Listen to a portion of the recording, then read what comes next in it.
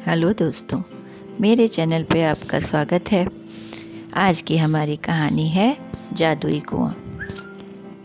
एक बार राजा कृष्णदेव राय ने अपने गृह मंत्री को राज्य में अनेक कुएं बनाने का आदेश दिया। गर्मियां पास आ रही थीं, इसलिए राजा चाहते थे कि कुएं शीघ्र तैयार हो जाएं, ताकि लोगों को गर्मियों में थोड़ी राहत मिल सके। गृह मंत्री ने इस कार्य के लिए शाही कोष से बहुत सा धन लिया। जल्दी ही राजा के आदेशानुसार नगर में अनेक कुएं तैयार हो गए। इसके बाद एक दिन राजा ने नगर भ्रमण किया और कुछ कुओं का स्वयं निरीक्षण भी किया। अपने आदेशों को पूरा होते देख वह संतुष्ट हो गए। गर्मियों में एक दिन नगर के बाहर से कुछ गांव वाले तेनालीराम के पास पहुंचे। वे सभी गृह मंत्री के विरुद्ध शिकायत लेकर आए थे। तेनालीराम ने उनकी शिकायत सुनी और उन्हें न्याय प्राप्त करने का रास्ता बताया। तेनालीराम अगले दिन राजा से मिले और बोले, महाराज, मुझे विजयनगर में कुछ चोरों के होने की सूचना मिली है। वे हमारे कुएं चुरा रहे हैं। इस पर राजा बोले, क्या बात करते हो तेनाली? कोई चोर कुएं को कैसे चुरा सकता है? महाराज, यह बात आश्चर्यजनक जरूर है, लेकिन सच है। वे चोर अब तक कई कुएं चुरा चुके हैं। तेनालीराम ने बहुत भोलेपन से कहा।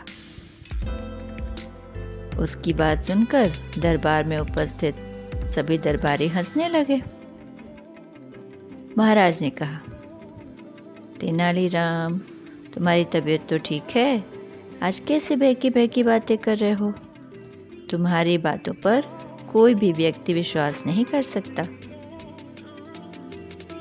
महाराज, मैं जानता था कि आप मेरी बात पर विश्वास नहीं करेंगे, इसीलिए मैं कुछ गांव वालों को साथ लाया हूँ। वे सभी बाहर खड़े हैं।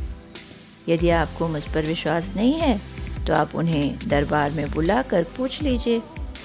वे आपको सारी बातें विस्तार पूर्वक बता देंगे। राजा ने बाहर खड़े गांव वालों को दरबार में बुलवाया।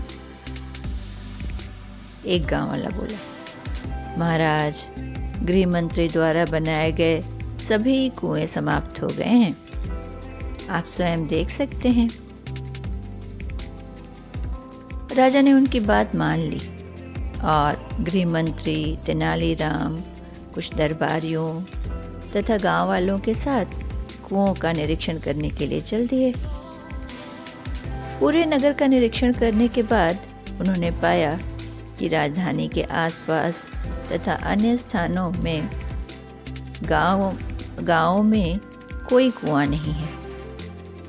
राजा को यह पता लगते देख गृह मंत्री तो बहुत घबराया।